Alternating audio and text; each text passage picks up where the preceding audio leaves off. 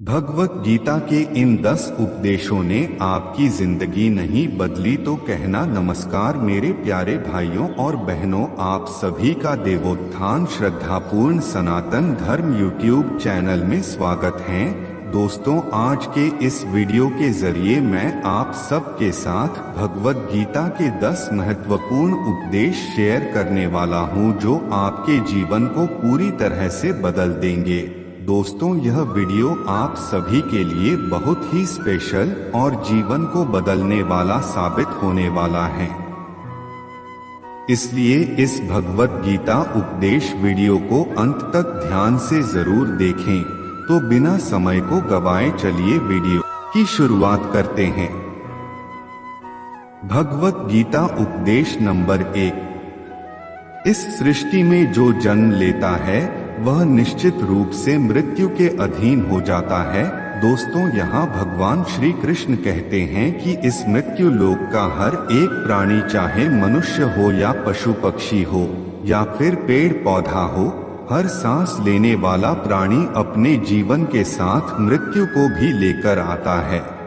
हर एक प्राणी को एक ना एक दिन निश्चित समय पर मरना अर्थात अपने शरीर को त्यागना ही पड़ता है। भगवत गीता उपदेश नंबर 2। मनुष्य को सिर्फ कर्म करने का अधिकार है, फल की इच्छा ना करें। दोस्तों, यहाँ पर भगवान श्री कृष्ण कहते हैं कि मनुष्य को चाहिए फल की इच्छा त्याग कर कर्म को अपना धर्म समझकर करें, क्योंकि जो भी मनुष्य फल प्राप्त करने की इच्छा करता है उसका मन फल के बारे में सोचकर अपने कर्म और कर्तव्य से विचलित हो जाता है और उस मनुष्य को वो फल प्राप्त नहीं होता है जिसकी उसने इच्छा की हुई थी। इसीलिए भगवान श्री कृष्ण कहते हैं कि मनुष्य सिर्फ कर्म कर सकता है, फल कदापि मनुष्य के अधीन नहीं है। जो लोग फल की इच्छा से ही कर्म करते हैं वे लोग सुख दुख आदि चक्र में फंस जाते हैं और उनकी मन शांति नष्ट हो जाती है। भगवत गीता उपदेश नंबर 3। इस विश्व में केवल शरीर ही मरते हैं, लेकिन आत्मा अविनाशी है। शरीर के मरते पर भी आत्मा नहीं मरती है। दोस्तों, यहाँ भगवान श्री कृष्ण कहते हैं कि आत्मा न कभी जन्म लेती है और न ही कभी मरती है।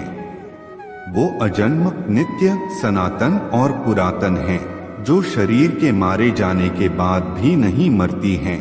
जो सचमुच ज्ञानी होते हैं वो ना उनका शोक करते हैं जो मर गए हैं और ना ही उनका शोक करते हैं जो अभी जिंदा हैं, क्योंकि वो जानते हैं कि जो मर गया है वो फिर से जन्म लेगा और जो अभी जीवित हैं वो अवश्य ही मर जाएगा। मरने वाला फिर से जन्म लेगा, क्योंकि केवल शरीर का नाश होता है।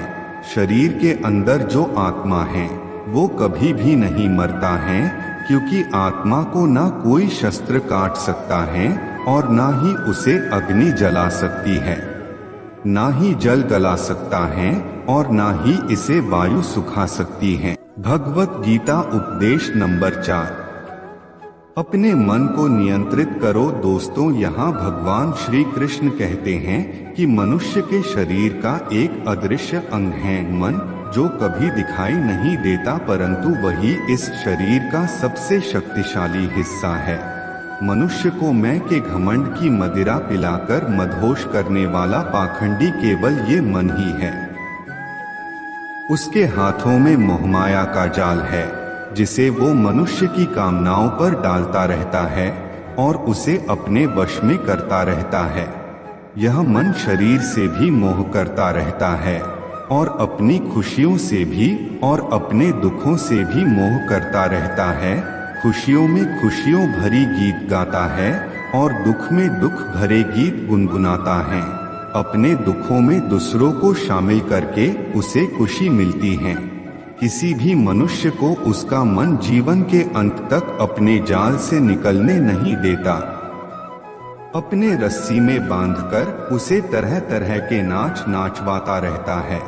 ऐसा तब तक होता रहता है जब तक हम अपने आप को मन के अधीन रहने देंगे, तब तक हमारा मन हमें नाच नचाता रहेगा।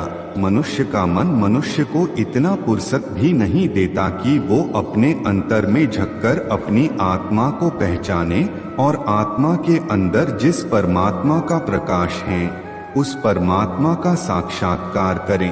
किसी भी जीवित प्राणी के लिए आवश्यक है कि प्राणी अपने मन को काबू में करके अपने अंतर में झांककर अपनी आत्मा को देखें, तब उस आत्मा के अंदर उसे परमात्मा का प्रकाश स्पष्ट दिखाई देगा और उसी को ही परमात्मा का साक्षात्कार कहते हैं। भगवत गीता उपदेश नंबर 5। हमारा शरीर और मन कैसे काम करता है। दोस्तों, यहाँ भगवान श्री कृष्ण कहते हैं कि मनुष्य का शरीर एक रथ के भांति है। जैसे आँख, कान, नाक, जीभ और त्वचा आदि इन इंद्रियों घोड़ों को जो सारथी चलाता है वो सारथी ही हमारा मन है और उस रथ में बैठा हुआ स्वामी वही हमारी आत्मा है। मनुष्य की इंद्रियां विषयों की ओर आकर्षित होती रहती हैं और ये सब तभी तक ही हो सकता है जब तक जीवात्मा अपने मन को काबू में ना लाए। जब तुम स्वयं मन के अधीन ना रहकर अपने मन को अपने अधीन कर लोगे तो वही मन एक अच्छे सारथी की तरह तुम्हारे शरीर रूपी रथ को सीधे प्रभु की चरणों में ले जाएगा। यदि मन तुम्हारा स्वामी है और तुम उसके अधीन हो तो वो तुम्हें माया के बंधनों में जाखड़ता रहेगा और जब तुम अपने मन पर काबू पालोगे और उसके स्वामी हो जाओगे तो वही मन तुम्हें मोक्ष के द्वार द्वार तक ले जाएगा। भगवत गीता उपदेश नंबर 6। भगवत गीता गीता के अनुसार खुशी के 3 प्रकार। दोस्तों, भगवत गीता के अनुसार इस दुनिया में 3 प्रकार की खुशी होती है। पहला, तामसिक खुशी। दोस्तों, पहली प्रकार की तामसिक खुशी हमें ज्यादा सोने से या ज्यादा आलसी होने के वजह से मिलती है, यानी कि आराम करने वाली खुशी। दूसरा, राजसिक खुशी। दोस्तों, राजसिक खुशी हमें जो किसी भौतिक लक्ष्य को प्राप्त करने के बाद मिलती है, जैसे कि पैसे कमाना, गाड़ी खरीदना, दारू पीना आदि चीजें करने से जो हमें खुशी मिलती है वो राजसिक खुशी कहलाती है। तीसरा, सात्विक खुशी। दोस्तों, ये जो तीसरी प्रकार की खुशी होती है ना, उसे सात्विक खुशी कहते हैं। भगवत गीता ये कहती है कि तामसिक खुशी और राजसिक खुशी ये दोनों खुशियां अस्थायी होती है और सात्विक खुशी है ना, वो पहले हमें जहर की तरह लगती हैं, लेकिन बाद में वो हमें शहर की तरह लगने लगती है। दोस्तों, दीर्घकालिक और स्थायी खुशी हमें अनुशासन और आध्यात्मिक पढ़ाई करने से मिलती है, जिसे सात्विक खुशी कहते हैं। दोस्तों, आप ज्यादातर किस तरह की खुशी में होते हैं, यह हमको नीचे कमेंट बॉक्स में कमेंट करके जरूर बताएं। भगवत गीता उपदेश नंबर 7। दोस्तों, यहाँ पर भगवान श्री कृष्ण कहते हैं कि इस संसार में केवल 2 ही वस्तु है, एक शरीर और दूसरा उस शरीर में रहने वाला शरीरी। इस शरीर में रहने वाला जो आत्मा रूपी शरीरी है वो कभी भी नहीं मरता है और जो शरीर वो सदा रहता नहीं है। आत्मा एक शरीर छोड़ता है और दूसरा शरीर धारण कर लेता है, बिल्कुल वैसे ही जैसे मनुष्य अपने पुराने कपड़े उतारकर नए कपड़े धारण कर लेता है। आत्मा नित्य है, इसीलिए वो नहीं बदलती, परंतु शरीर नाशवान है, इसीलिए एक ही आत्मा के कई शरीर बदलते हैं। इसलिए हर जन्म में हमारी आत्मा नए शरीर धारण कर ले। भगवत गीता उपदेश नंबर 8। प्रारब्ध केवल मनुष्य का बनता है। दोस्तों, यहाँ पर भगवान श्री कृष्ण कहते हैं कि अगर कोई सांप किसी मनुष्य को अकारण काटता है तो उस सांप को उसका पाप नहीं लगेगा, और ठीक उसी तरह शेर दूसरे जानवर की हत्या करता है तो उसका उसे पाप नहीं लगेगा। या बकरी का उदाहरण लीजिए, बकरी किसी की हत्या नहीं करती है और सिर्फ घास खाती है, तो इस कारण वो पुण्य की भागी नहीं बनती। पाप पुण्य का लेखा जोखा अर्थात प्रारब्ध केवल मनुष्य का बनता है। दोस्तों, इसका अर्थ यह है कि अगर कोई पशु किसी की अकारण हत्या कर देता है तो उसका उसे पाप नहीं लगेगा, लेकिन कोई मनुष्य अगर किसी भी जीव प्राणी की अकारण हत्या कर देता है तो उसे उसका पाप लगेगा, क्योंकि इस पृथ्वी लोक पर और समस्त प्राणियों में जो विवेकशील है वो अच्छे और बुरे की पहचान रख सकता है, और वो मनुष्य को छोड़कर और कोई प्राणी ऐसा नहीं कर सकता। इसीलिए जब मनुष्य अपने पाप और पुण्य जब भोग लेता है तो उसे फिर से मनुष्य की योनि में भेज दिया जाता है। भगवत गीता उपदेश नंबर 9। एक ही कर्म किसी के लिए पाप बन जाता है और दूसरे के लिए पुण्य बन जाता है। दोस्तों, एक मनुष्य किसी कमजोर और बूढ़े व्यक्ति का धन लूटने के लिए उसकी हत्या कर देता है तो उस व्यक्ति को निश्चित ही उसके द्वारा किए गए कर्म का पाप लगता है।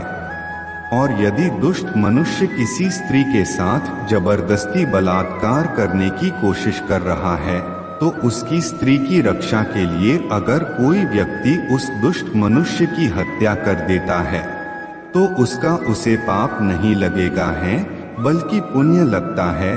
दोस्तों, कर्म तो वही रहा किसी की हत्या करना, परंतु उस कर्म के पीछे की भावना क्या है और मारने वाले की नियत क्या है, इसी के फर्क से ही एक ही कर्म किसी के लिए पाप हो सकता है और दूसरे के लिए पुण्य हो सकता है। जिस भावना और नियत से मनुष्य कर्म करता है उस नियत के कारण एक ही कर्म किसी के लिए पाप बन जाता है और किसी के लिए पुण्य बन जाता है। कर्म के इस ज्ञान के द्वारा ही मनुष्य को कर्म विकर्म की अकर्म की पहचान होती है। दोस्तों, इसका अर्थ यह है कि मनुष्य जब निष्काम भाव से कार्य करता है तो उस कर्म का फल उसे नहीं भोगना पड़ता है, इसीलिए वो अकर्म हो जाता है। कर्म उसे कहते हैं जिसे सकाम भाव से और फल की इच्छा से किया जाता है। उसका फल मनुष्य को उसके कर्म के अनुसार अवश्य मिलता रहता है। अच्छे कर्म का फल अच्छा मिलता है और बुरे कर्म का फल बुरा मिलता है, और जो असत्य कपट हिंसा आदि अनुचित और निश्चित कर्म को विकर्म कहते हैं। भगवत गीता उपदेश नंबर 10। हर मनुष्य का प्रथम धर्म क्या है और अपने धर्म का विधान मनुष्य खुद बनाता है। दोस्तों, इसका अर्थ समझते हुए भगवान श्री कृष्ण कहते हैं कि धर्म का जो विधान है अगर उसे किसी दूसरे व्यक्ति ने बनाया हो तो वो तुम्हारा धर्म नहीं हो सकता है। तुम्हारा धर्म वही है जिसे तुमने स्वयं बनाया हो, जिसे तुम्हारी आत्मा ने स्वीकार किया हो। धर्म एक व्यक्तिगत चीज है जिसका फैसला व्यक्ति को खुद लेना पड़ता है।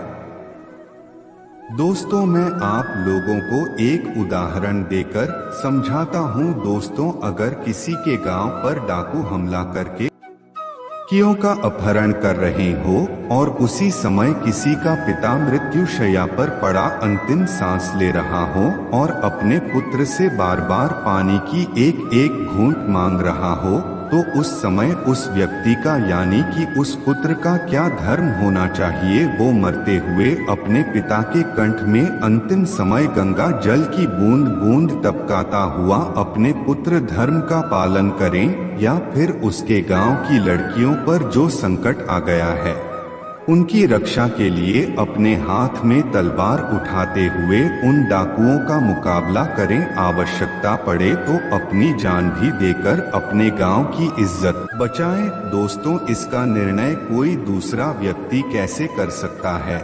इसको धर्म का दौराहा या धर्म संकट भी कहते हैं। ऐसी स्थिति में वो व्यक्ति क्या करें? उसका फैसला कोई और व्यक्ति नहीं कर सकता, बल्कि ये निर्णय उसे खुद ही लेना पड़ता है कि उस समय उसका प्रथम धर्म क्या है। उस समय उसकी अंतरात्मा जो आवाज दे वही उसका प्रथम धर्म है। इसीलिए दोस्तों, हर व्यक्ति का धर्म व्यक्तिगत होता है और मनुष्य अपने धर्म का विधान मनुष्य खुद बनाता है। दोस्तों, ये थे वो 10 श्रीमद् भगवत गीता का उपदेश। आप सभी को यह 10 उपदेश कैसे लगे, यह मुझे नीचे कमेंट बॉक्स में कमेंट्स करके जरूर बताएं। अगर आपको यह वीडियो पसंद आया तो अपने दोस्तों के साथ अवश्य शेयर करें, ताकि अन्य लोगों को भी श्री कृष्ण गीता उपदेश देखने को मिल सके और हमारे YouTube चैनल देवोत्थान श्रद्धापूर्ण सनातन धर्म को सब्सक्राइब करें। धन्यवाद। अब मिलते हैं अगले वीडियो के साथ में, तब तक के लिए आप सभी अपना ख्याल रखें। जय श्री कृष्ण।